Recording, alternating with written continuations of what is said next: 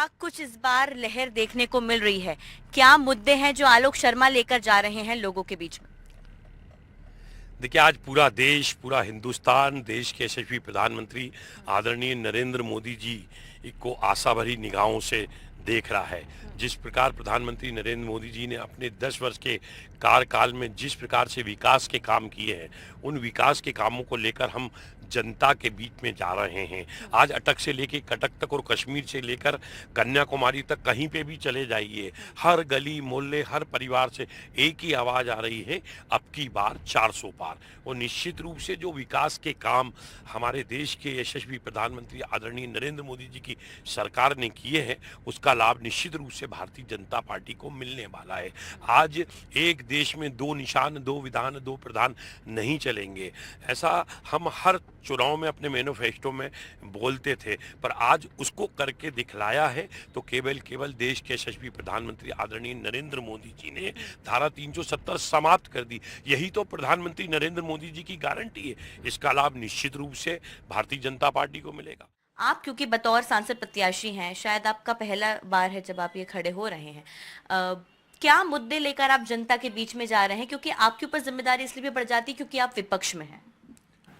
मेरा कहना ये है, आज जो चुनाव होने जा रहे हैं उसमें हमारा जो मुद्दा है भ्रष्टाचार, महंगाई और बेरोजगारी का। आज हजारों लाखों युवक बेरोजगारी स्थिति में हैं और शासन ने कुछ भी ऐसा डेवलप नहीं किया है कि उनको कोई रोजगार का साधन मिले। भोपाल में रोजगार का साधन हो सकता था BHEL के मार्फत। BHEL जब प्रारंभ हुआ था तो 28,000 कर्मचारी थे, आज घटते घटते 5400 रह गया और उसका रिनोवेशन भी नहीं हुआ और एक्सपेंशन भी नहीं हुआ। अगर रिनोवेशन एक्सपेंशन होता उसका, आज कम से कम BHEL में 1 लाख एम्प्लॉयमेंट होता। बिल्कुल। क्या एम्प्लॉयमेंट बढ़ने की जगह कम हुआ है। और सेकंड है, IT हब की बात की जाती रही और IT हब की बात एक फाइलों में की जाती रही। IT हब के नाम की कोई चीज़ नहीं प्रारंभ हुई, जिससे हमारा पढ़ा लिखा युवक जो इंजीनियर है, जो डॉक्टरेट है इंजीनियरिंग में, वो सब बेरोजगारी की स्थिति बैठे हुए। कुछ लोग अब्रॉड जरूर गए हैं, लेकिन कुछ लोगों से जाने से पूर्वों की समस्या सॉल्व नहीं होती है। समस्या समग्र रूप से सॉल्व होती है। हमने देखा है कि 3 सांसद और रह चुके हैं, मेमुना सुल्तान रही हैं, तो आपको लगता है कि चौथा जो अब इस बार आप हैं तो आपका सिक्का चल पाएगा इसमें? निश्चित रूप से मैं पुराने शहर से आता हूं। मैं बड़ा सौभाग्यशाली हूं कि जिस मोहल्ले में मेरा जन्म हुआ है और डॉक्टर शंकर दयाल शर्मा भी भोपाल से सांसद बने और देश के एक सर्वोच्च पद महामहिम राष्ट्रपति के रूप में उन्होंने भोपाल की गरिमा को बढ़ाया। इसी प्रकार से केन प्रधान जी भी सांसद रहे। मैं भी, मेरे घर के पास ही उनका भी मकान है और मैं एक सौभाग्यशाली हूँ कि आज पुराने भोपाल के चौक का बेटे को भी सांसद का प्रत्याशी बनाया। आज जो चुनाव होने जा रहे हैं उसमें हमारा जो मुद्दा है भ्रष्टाचार, महंगाई और बेरोजगारी का। आज हजारों लाखों युवक बेरोजगारी स्थिति में हैं और शासन ने कुछ भी ऐसा डेवलप नहीं किया है कि उनको कोई रोजगार का साधन मिले। भोपाल में रोजगार का साधन हो सकता था BHEL के मार्फत। गारंटी की बात कर रहे हैं, अगर हम भोपाल में आते हैं, क्योंकि आप भोपाल को बहुत बेहतर तरीके से जानते हैं, कैसे देखते हैं? क्योंकि यहाँ पर भी हमने देखा, भी मैं पुराने भोपाल में थी, वहाँ पर काफी ज्यादा ट्रैफिक जो है सिस्टम बहुत खराब हो चुका है। तो क्या आप देखते हैं कि पुराने भोपाल को और कितने ज्यादा विकास की जरूरत है? क्योंकि वहाँ अभी थोड़ी विकास की दरकार तो है। बिल्कुल आपने सही बात की। मैं भी पुराने शहर से आता हूं, पर दुर्भाग्य है कि आज देश और देश में मध्य प्रदेश और मध्य प्रदेश में भोपाल और भोपाल में पुराना भोपाल, आज कांग्रेस की गलत नीतियों के कारण वहां पर डेवलपमेंट नहीं हुआ है। क्योंकि कांग्रेस की गलत नीतियों ने वहां का चुनाव आज तक उठाकर देखिए, विधानसभा का वहां का चुनाव कभी भी विकास के आधार के ऊपर नहीं होता। वहां का चुनाव कभी दलीय आधार पे नहीं होता। वहां का चुनाव को कांग्रेस पार्टी ने, कांग्रेस की गलत नीतियों ने मेजॉरिटी और माइनॉरिटी का चुनाव बना दिया। जब भी हम कोई विकास का का काम करते हैं तो उसको मेजॉरिटी और माइनॉरिटी के चश्मे से देखा जाता है। ऐसा नहीं होना चाहिए। सारा मामला नज़र और नज़रिए का है। मैं समझता हूँ नज़र का तो ऑपरेशन हो सकता है पर नज़रिए का कुछ नहीं कर सकते। चूँकि मैं पुराने शहर का बेटा हूँ, मेरा जन्म हुआ है, मैं समाज के हर वर्ग के बीच में जाऊँगा और जनता मुझे सांसद के रूप में आशीर्वाद देती है तो सांसद की चौपाल भी लगाऊंगा और उनको बताऊंगा कि आज पुराने भोपाल का अतिक्रमण है, ये व्यवस्थित होना चाहिए। पुराने शहर में बड़े बड़े फ्लाईओवर बनने की आवश्यकता है क्योंकि आबादी बढ़ रही है और सड़कें सकड़ी हो गई हैं और एक वास्तव में पुराने भोपाल के एक विकास का रोड मैप बनाएंगे और पुराने शहर की जनता के सपनों का भोपाल कैसा हो इस दिशा के अंदर हम लोग काम करेंगे। एक चीज ये भी है सर, जो आप बता रहे थे, हम पुराने भोपाल क्षेत्र में गए थे, वहां पर विकास की दरकार अभी भी काफी ज्यादा है। मैनेजमेंट नहीं है, ट्रैफिक प्लान नहीं है। हम स्मार्ट सिटीज मास्टर प्लान की बात करते हैं, वो अभी तक आ नहीं पाया है। आप कैसे देखते हैं पुराने भोपाल के विकास को? 2005 के बाद मास्टर प्लान नहीं आया भोपाल में। भाई 2015 तक आ जाना था। जो 95 से 2005 तक का मास्टर प्लान था वो स्टैंड है अभी तक। और उसमें के सिटी में तो एक्सपांसन, आबादी का एक्सपांसन तो हुआ है और इतना ज़्यादा एक्सपांसन हुआ है कि कहीं ना कहीं जाकर बना करके प्राइवेट ज़मीनें ले करके लोगों ने कॉलोनी का शेप दिया और बनाया, रोडें बनाई और इवन म्यूनिसिपल में प्रॉपर्टी टैक्स भी लिया, बिजली कनेक्शन दिया और साथ में पानी का कनेक्शन दिया।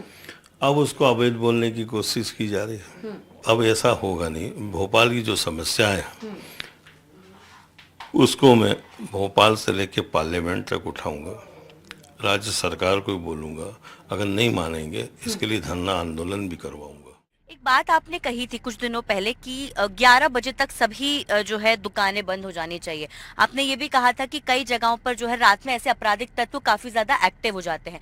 क्या इसको लेकर कोई प्लानिंग, अगर आप सांसद बनते हैं तो इसको लेकर कोई प्लानिंग रहेगी? देखिए ऐसा है कि इस देश में एक कानून है।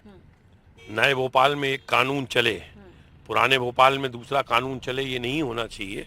अगर ऊपर वाले ने रात सोने के लिए बनाई है तो रात को सोना चाहिए और जो दिन बनाए हैं, अगर पुरुष हैं तो व्यवसाय करिए, धंधा करिए, नौकरी करिए, परिवार के साथ करिए। ये कहाँ तक उचित है कि कांग्रेस के संरक्षण के कारण रात को लक्ष्मी टाकीज खुले, काजी कैम्प खुले, अन्य जगह खुले। इस मामले को मैंने बहुत प्रखरता के साथ इसको मैंने उठाया था। मैं पुलिस कमिश्नर से भी मिला, मुख्यमंत्री जी से भी मिला है और रात को 11 बजे पुराने शहर के बाजार बंद होना प्रारंभ हो गए। मुझे लगता है आने वाले समय के अंदर प्रशासन अपना काम करेगा और सब जगह एक ही कानून लागू होना चाहिए। रात में 11 बजे के बाद दुकानें खुली रहती हैं। पहल भी की गई जिला प्रशासन की ओर से कि 11 बजे दुकानें बंद कर दिया जाए। आपको लगता है क्या ये सही कदम है? आप इसको लेकर कुछ काम करेंगे? देखिए, नियम में भी पार्शलिटी, किस पे नियम लागू होगा 11 बजे का, किस पे नियम लागू नहीं होगा, किसको नियम लागू करने वालों को भी अंदर किया जाएगा, ये गवर्नमेंट का मन माना वो है। इस पे भी एक रुकाव होगा और नहीं मानेंगे तो आंदोलन के शक्ल में भी होगा। अच्छा, मार्केट 24 आवर्स का करने का मतलब है वो सा रोजगार भी मिलता है। भाई जहाँ 12 आदमी काम कर रहे हैं वो 6 आदमी 18 आदमी काम करेंगे। रोजगार तो ऐसे ही डेवलप होता है जाके।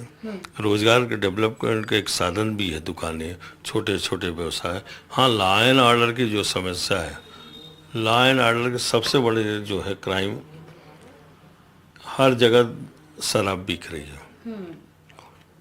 जहाँ एक तो बिस्लरी की बोतल आप ले लो कहीं और या तो एक पौवा ले लो, हर जगह भोपाल के अंदर वो कोनों में यह चोरी से शराब बिक रही है।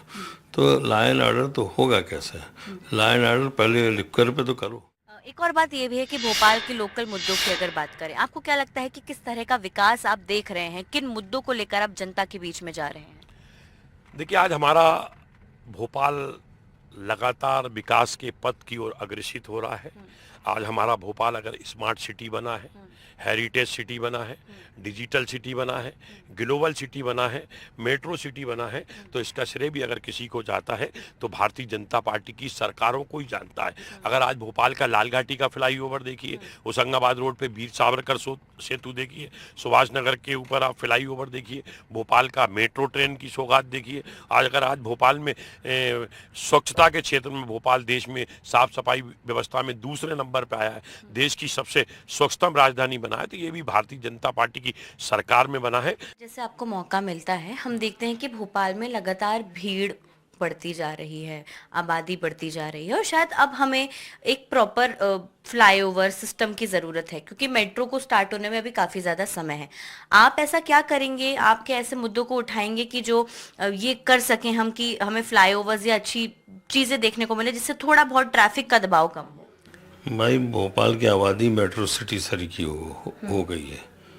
अगर अगल बगल जो देहात के वो भी शहर बन गए हैं, उनको म्यूनिसिपल में जोड़ दिया जाए तो मेट्रो सिटी होगी। लेकिन जो सोच है डेवलपमेंट का, सोच फ्लाईओवर का, बड़ी रोडों का, आदमी की सुविधाओं का, ये जो इन सब चीज़ों की तरफ कभी सोचा नहीं गया। हमेशा उलझा रहे, कॉलोनी जो उलझी रहे, जैसे तैसे होता रहे, हम जो बोले करते रहें, ये सोच रही जो ब्रॉड सोच कभी रही नहीं। और किसी भी पार्टी से 20 सालों में 20 साल से बीजेपी का शासन है, 10 साल से केंद्र गवर्नमेंट का शासन है, कभी मैंने सुना ही नहीं कि भोपाल के विकास के लिए कुछ किया जाए। लेकिन मैं वादा करता हूँ कि भोपाल में मेट्रो ज़्यादा होना चाहिए और भोपाल के जो सिटी बगल में सीहोर, अब्दुल्लागंज, बैरसिया, मंडी डीप, उसको भी मेट्रो से जोड़ना चाहिए। आलोक जी, जैसे हम स्टेशन की चर्चा कर रहे थे, आपने निशातपुरे की बात की, बैरागढ़ स्टेशन का भी अभी एक तरीके से जो है वो पूरा रेनोवेशन हो रहा है, उसको नए तरीके से बनाया जा रहा है। आपको लगता है कि ज़रूरत और भी ज़्यादा है निशातपुरा को और बेहतर डेवलप होने की, क्योंकि अब भोपाल की आबादी लगातार बढ़ती जा रही है, आप भी कह रहे हैं कि हमें इनको अन्य जो है जिलों से भी जोड़ना है, तो कैसे देखते हैं इसके लिए आपकी कुछ प्लानिंग रहेगी? देखिए, आने वाले समय में हम आज समाज के बीच में जा रहे हैं, अलग अलग संगठनों से भी चर्चा कर रहे हैं, शहर के इंटेलेक्चुअल वर्ग के बीच में भी जा रहे हैं, प्रबुद्ध लोगों के बीच में भी जा रहे हैं और उनसे पूछ रहे हैं कि भोपाल की जनता के सपनों का भोपाल कैसा हो, प्रधानमंत्री नरेंद्र मोदी जी के सपनों का भोपाल कैसा हो। इसमें काफ़ी अच्छे सुझाव हमको मिल रहे हैं। इसके लिए हमने हर विधानसभा में मैनिफेस्टो तैयार हो भोपाल के विकास का, उसके लिए हमने पेटियाँ भी रखी हैं, उसमें लिखित भी सुझाव आ रहे हैं और बहुत ही जल्दी हम इन सारे सुझावों को संग्रहित करते हुए भोपाल का विकास बहुत व्यवस्थित तरीके से हो, इसके लिए हम एक भोपाल के विकास का मैनिफेस्टो जारी करेंगे। एक बात ये भी है कि हमारे पास फिलहाल 2 स्टेशंस हैं, जैसे कमलापति है और एक मेन स्टेशन है। निशातपुरा, बैरागढ़ और कई ऐसे 1-2 स्टेशंस और डेवलप हो सकते हैं। भोपाल के बाहर भी लोग रहते हैं, क्योंकि अब आबादी बाहर क्षेत्र में भी काफ़ी बढ़ती जा रही है। आपको लगता है कि अगर आप इस पद पर आते हैं तो आपको इनके विकास की, स्टेशंस के विकास की बात भी करनी चाहिए? मेरा कहना है कि ये जो स्टेशन जो छोटे हैं, निशातपुरा, बैरागढ़ स्टेशन को मॉडिफाइड कराने की बात है क्या, वो हम करेंगे। और बैरागढ़ के बाद मिसरोद स्टेशन को भी कराना पड़ेगा मॉडिफाइड, छोटा सा निशातपुरा है, मिसरोद है, इसको मॉडिफाइड कराना पड़ेगा। मॉडिफाइड इसमें कुछ जो ट्रेनें लंबी लाइन की जो ट्रेनें हैं वो तो यहाँ से जा सकती हैं, लेकिन जो छोटी लाइन की ट्रेनें हैं जो जबलपुर तक जा रही है, मध्य प्रदेश में और जगहों पर जा रही है, एक दूसरे राज्य तक बस उसकी सीमा है, वो ट्रेनें तो रोकनी चाहिए और उसके लिए मॉडिफाइड स्टेशन होना चाहिए। इंदौर को अगर हम देखते हैं सर, एक काफी मॉडल शहर के रूप में वो डेवलप हो रहा है, तो क्या भोपाल को बतौर इंदौर की तरह विकसित करने में आप कुछ प्लान देखेंगे अगर आगे आपको मौका मिलता है?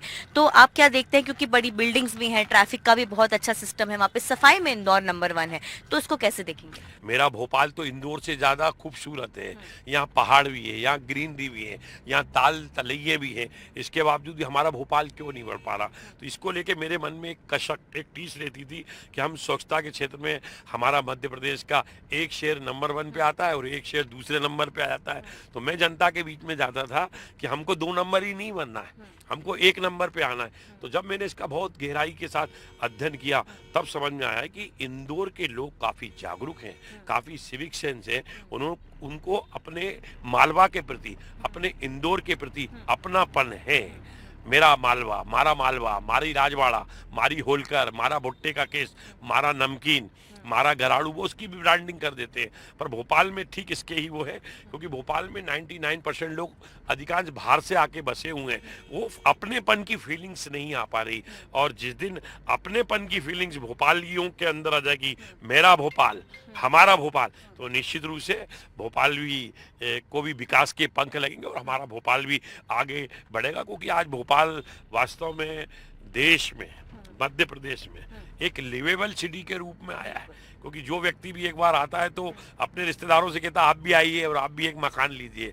और वास्तव में इस लिवेबल सिटी को और हम कैसे बेहतर बनाएं, इस दिशा में काम करने की आवश्यकता है, जो हम आगे आने वाले दिनों में करेंगे। इंदौर के मुकाबले भोपाल में विकास काफी कम हुआ है, चाहे हम इंफ्रास्ट्रक्चर के रूप में बात करें, रोजगार या फिर प्लांट्स के रूप में बात करें, कुछ भी स्टैब्लिशमेंट अगर फैक्ट्रीज का हो रहा है। क्या वजह रह रही है जो भोपाल पीछे है? हालांकि मैं ये जानना चाहूंगी कि आप ऐसा क्या करेंगे बतौर सांसद अगर आप आते हैं तो, कि भोपाल सबसे ज्यादा विकसित होगा क्योंकि ये राजधानी है। सांसद ऐसा होना चाहिए जो डेवलपमेंट के कॉस्ट पे अगर नहीं करते हैं तो कम से कम आवाज़ तो उठाए, जनता में लगे कि इसने ये आवाज़ उठाई, इसने ये आंदोलन किया, ये हमको लेके गया, तब जाके कुछ होता है। और जो पॉलिटिकल विलिंगनेस जो है उसकी बहुत कमी है भोपाल के अंदर, उसके कारण डेवलपमेंट पीछे जाता है। और भोपाल में म्यूनिसिपल की हालत भी यही रही। भाई BRTS बना, टूट गया हैं, 22 करोड़ रुपए दे के तोड़ ले, एक बार 600 करोड़ लगभग करके बनाया गया और उसको क्रैक कर रहे 22 करोड़ दे के। भाई एक प्लानिंग तो होना चाहिए। प्लानिंग क्या है? प्लानिंग कुछ नहीं है। इतना बढ़िया तालाब है हमारा, भोपाल का तालाब पूरे विश्व में फेमस है, उसकी कोई प्लानिंग नहीं। भाई तालाब को कम से कम चारों तरफ सराउंडिंग जो एक रोड टाइप का कर दिया जाता है कि उसके अंदर कोई ना घुसे और उससे कम 500 मीटर दूर तक रहे आदमी। एक रहता कुछ नहीं, पड़ा हुआ है। आपको लगता है सर कि जिस तरह से इंदौर में राजवाड़ा हो गया और कई ऐसी चीजें जो कि इंदौर की अपनी है, वैसे भोपाल में कुछ ऐसी चीजों को आप चिन्हित करेंगे? अगर आने वाले समय हुआ आपका तो आप उनको चिन्हित करेंगे और भोपाल के उनको स्पॉट बनाएंगे कि देखिए ये भोपाल इसके लिए फेमस है और यहाँ की जो रियासतें हैं, चाहे पुराने भोपाल की हो, नए भोपाल की हो, उनको और ज्यादा जो है हाईलाइट करने की कोशिश करेंगे? देखिए, भोपाल एक हेरिटेज के सिटी के रूप में भी सामने आया है और हेरिटेज के ऊपर भी भारतीय जनता पार्टी की सरकारों ने काफ़ी विकास के काम किए हैं।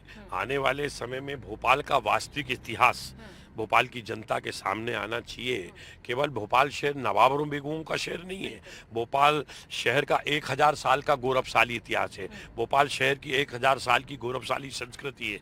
ये भोपाल सम्राट अशोक का भोपाल है, ये भोपाल चंद्रगुप्त मौर्य का भोपाल है, ये भोपाल पृथ्वीराज वंशों का भोपाल है, ये भोपाल राजा भोज परमार वंशों का भोपाल है, ये भोपाल रानी कमलापति का भोपाल है, इसके बाद नवाब और बेगमों का भोपाल है। मुझे लगता है ये पूरा 1000 साल का वास्तविक इतिहास आने वाली पीढ़ी के सामने आना चाहिए कि सम्राट अशोक का क्या योगदान, चंद्रगुप्त मौर्य का क्या योगदान रहा। राजा भोज आए थे तो उन्होंने इतना बड़ा भोपाल का बड़ा तालाब बनाया जो शहर की आत्मा भी है, प्राण भी है, लाइफ लाइन भी है, धरोहर है। इस पर एक बहुत विस्तृत से विकास की कार्य योजना बनाकर काम करने की आवश्यकता है। भोपाल में कई हमारा नवाबों और बेगमों का शहर रहा है, कई राजा भोज का शहर है ये। जिस तरह से सांस्कृतिक धरोहरें अन्य शहरों में सहेज कर रखी गई हैं, भोपाल में थोड़ा कम देखने को मिलता है।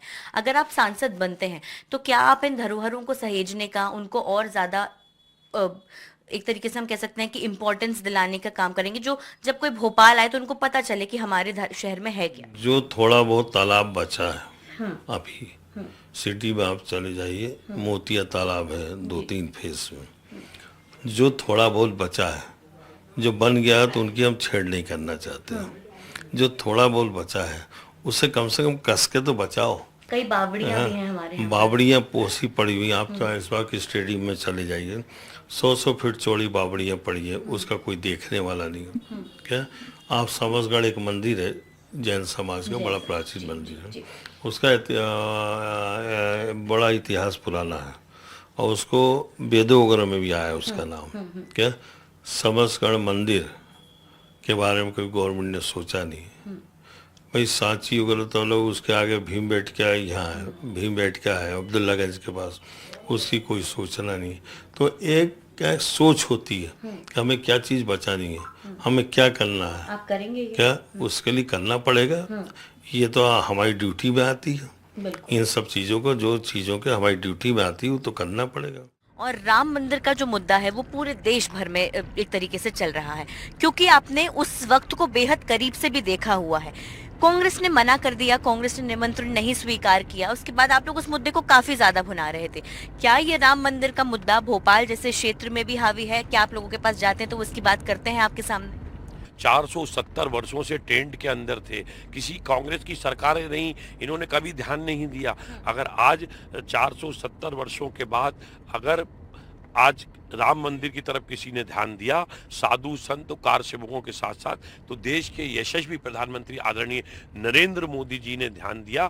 आज भारतीय जनता पार्टी की करनी और कतनी में अंतर नहीं है। एक राम मंदिर का मुद्दा बीजेपी बहुत ज्यादा भुना रही है, क्योंकि आपकी पार्टी के जो बड़े नेता हैं उन्होंने निमंत्रण स्वीकार नहीं किया था। हालांकि वो बाद में गए नहीं गए, वो एक अलग चीज है, सबकी अपनी अपनी श्रद्धा है, लेकिन बीजेपी इसको बार बार लेकर आपकी पार्टी पर हमला बोल रही है। ऐसा कोई मुद्दा सामने नहीं आ रहा है। जहाँ तक राम भगवान का प्रश्न है, वो हमारे आराध्य देव, और राम भगवान की परिकल्पना हमारे पुरातन काल से होती चली आ रही है। हमने हमेशा पूजन किया, हमारी कई पीढ़ियाँ पूजती चली आ रही हैं। क्या तो हमने कभी भी, हमारी सोच ये है कि भगवान और राजनीति का दूर दूर तक का कोई संबंध नहीं है। आपके जो सामने खड़े हुए हैं भोपाल से ही अरुण श्रीवास्तव, अरुण श्रीवास्तव आपको क्या लगता है, क्योंकि वो ज्यादातर ग्रामीण क्षेत्र में रहे हैं और ग्रामीण क्षेत्र जो है हमेशा बीजेपी का वोट बैंक माना जाता है, क्या आप भी ग्रामीण क्षेत्रों में जा रहे हैं और आपको क्या लगता है कि क्यों जो है आपको वोट देना चाहिए, उनको वोट क्यों नहीं देना चाहिए? ऐसे क्या बातें आप जनता के सामने रख रहे हैं? देखिए, आने वाले समय में हम लोकतंत्र का उत्सव मनाने वाले हैं। लोकतंत्र में अलग अलग चुनाव होते हैं, नगरीय निकाय के चुनाव अलग होते हैं, विधानसभा के चुनाव अलग होते हैं। लोकसभा का चुनाव राष्ट्रीय मुद्दों को लेकर होता है और आज पूरा देश आशाभरी निगाहों से देश के यशस्वी प्रधानमंत्री आदरणीय नरेंद्र मोदी जी को देख रहा है। उन्होंने जो विकास के काम किए हैं, उस इमेज का लाभ भारतीय जनता पार्टी के प्रत्याशी के रूप में हमको मिलेगा और भोपाल शहर में जो विकास के काम भारतीय जनता पार्टी की सरकारों ने किए हैं, उनको लेकर जनता के बीच में जाएंगे। यहाँ तक ग्रामीण क्षेत्र का मामला है, वहाँ प्रधानमंत्री सड़क योजना के तहत काफ़ी सड़कें बनी हुई हैं। हमारे सम्मानीय विधायक जनप्रतिनिधि भी काफ़ी विकास के काम कर रहे हैं। वो विकास को लेकर भी हम जनता के बीच में जाने वाले हैं और कोई समस्या भी आती है तो हम आने वाले समय में चौपाल लगाएंगे। जब मैं महापौर था तो मैं भोपाल की चौपाल लगाता था, उसमें जनता की समस्याओं को सुनता था। अगर भोपाल की जनता मुझे आशीर्वाद देगी तो सांसद के रूप में मैं सांसद की चौपाल ग्रामीण क्षेत्रों में लगाऊंगा, जनता से सीधा रूबरू होऊंगा, संवाद करूंगा, समस्याएं भी सुनूंगा और उनका निराकरण भी करूंगा, क्योंकि अब पूरा भोपाल संसदीय क्षेत्र मेरा परिवार बनने जा रहा है। मैं उसका बेटा हूं, बेटे के नाते मेरा जो भी नैतिक दायित्व जिम्मेदारी है उसको पूरी जिम्मेदारी के साथ निर्वहन करूंगा। आप एक सांसद प्रत्याशी हैं, आप जनता के बीच में ऐसी क्या चीजें लेकर जाएंगे? बतौर सांसद आपको क्या लगता है कि होना चाहिए जो जनता आपको वोट दे? मेरी पहली बात ये है कि भोपाल का सुव्यवस्थित डेवलपमेंट हो, जल्दी से मास्टर प्लान है और मास्टर प्लान ऐसा ना हो कि कुछ लोगों के हितों तक सीमित हो जाए, कुछ लोगों के हित तक सीमित हो जाए। मास्टर प्लान एक उसमें सर्वांगीण मास्टर प्लान होना चाहिए, उसमें कहीं भ्रष्टाचार का अंश भी नहीं होना चाहिए। पहला तो ये है। और दूसरा, जो जितना अवैध कॉलोनी ये बोल रहे हैं तो उसको कम से कम जिसकी 20-20 साल से प्रॉपर्टी टैक्स ले रहे हो, जल कर ले रहे हो, ये ले रहे हो, जो चीज़ XYZ सब आप लेते जा रहे हो, उसको कम से कम वैध स्वरूप देना चाहिए।